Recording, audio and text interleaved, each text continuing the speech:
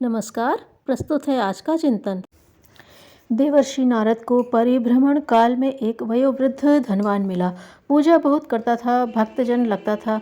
उसकी ढलती आयु को देखकर नारद बोले, परिवार समर्थ हो गया, अब घर से निकलकर वानप्रस्थ लेना चाहिए और लोक सेवा में लगना चाहिए। बात धनवान के गले न उतरी। उसने कहा, अभी तो परिवार को संपन्न बनाना है, फिर कभी समय होगा तो चलेंगे। बहुत वर्ष बाद नारद उधर से फिर निकले। धनी भक्त की याद आ गई। उसके घर पहुँचे तो मालूम हुआ वे कुछ समय वर्ष पूर्व मर गया। नारद ने दिव्य दृष्टि से देखा तो प्रतीत हुआ वह मरकर बैल बन गया है और हल में चलता है। समीप जाकर नारद ने पूर्व जन्म की बात स्मरण दिलाई और कहा, अभी भी समय है, हमारे साथ चलो। बैल को पूर्व जन्म स्मरण हो आया, फिर भी उसने सिर हिलाया। परिवार को कमाई करके खिलाता हूँ, मेरे चल पड़ने से इन लोगों को कठिनाई पड़ेगी। नारद चले गए। कई वर्ष बाद फिर आना हुआ। बैल का समाचार पूछने गए तो ज्ञात हुआ कि वह भी मर चुका। अब वह कुत्ता बन बैठा था उसी घर में। नारद बोले, कुत्ते की स्थिति में पड़े रहने से क्या लाभ, चलो विश्व कल्याण का कुछ काम करें। कुत्ता सहमत न हुआ और उसने कहा, विश्व कल्याण से क्या, परिवार कल्याण ही बहुत है। मैं चल पड़ूं तो चोरों की रखवाली कौन करेगा। नारद चले गए। फिर तीसरी बार उसी प्रकार लौटना हुआ और नारद जी ने इस बार भी पहले की तरह पूछताछ की। मालूम पड़ा कुत्ता मर गया। देखा तो वह सांप बन गया। वहीं एक बिल में सिर चमक रहा था।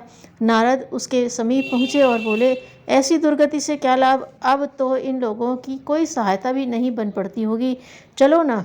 सर्प ने असहमति सूचक सिर हिलाया और कहा, घर में चूहे बहुत हैं, इन्हें निगलने और डराने का काम क्या कम है।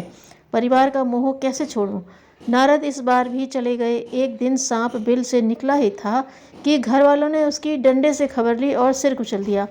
ऐसी दुर्गति ना हो, इसलिए आत्मीय जनों के प्रति अनावश्यक अतिशय मोह छोड़कर स्वयं को सत प्रवृत्ति संवर्धन हेतु समाज रूपी रण क्षेत्र में उतर जाना चाहिए। एक संत के आश्रम में एक शिष्य कहीं से एक तोता ले आया और उसे पिंजरे में रख लिया।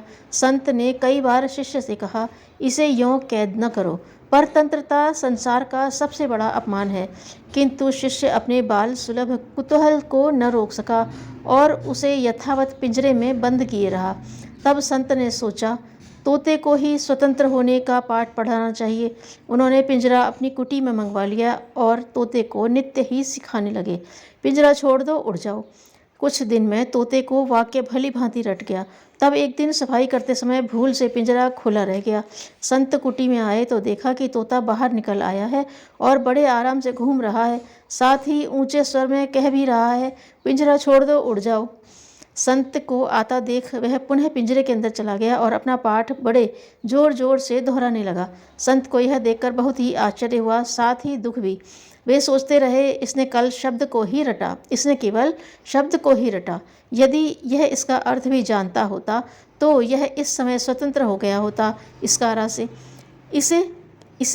ऐसे ही कितने ही मनुष्य ज्ञान की बड़ी बड़ी बातें तो करते हैं किंतु उनका अर्थ नहीं जानते। इसीलिए समय और अवसर प्राप्त होने पर भी वे उसका लाभ नहीं उठा पाते और जहाँ के तहाँ रह जाते हैं। प्रार्थना वही सच्ची है जो अपनी आत्मा की गौरव गरिमा के अनुरूप कही जाएगी, जिसमें यह कामना जुड़ी रहे कि परमात्मा हमें इस लायक बनाए जिसमें हम उसके सच्चे भक्त, अनुयायी एवं पुत्र कहलाने का गौरव प्राप्त कर सकें।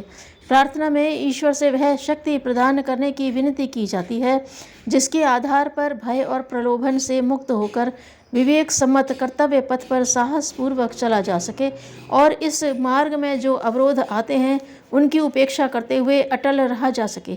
कर्मों के फल अनिवार्य हैं। अपने प्रारब्ध भोग जब उपस्थित हों तो उन्हें धैर्यपूर्वक सह सकने और प्रगति के लिए परम पुरुषार्थ करते हुए कभी निराश न होने वाली मन स्थिति बनाते रहा जा सके। मन को इतना निर्मल बना देने का अनुनय कि कुकर्मों की ओर प्रवृत्ति ही न हो और हो भी तो उन्हें करने का दुस्साहस न उठे। इस प्रकार मनुष्य जीवन अपनी आत्मा के स्तर को निरंतर ऊंचा उठाने और गतिशील बनाए रहने की मांग ही सच्ची प्रार्थना कही जाएगी। धन्यवाद।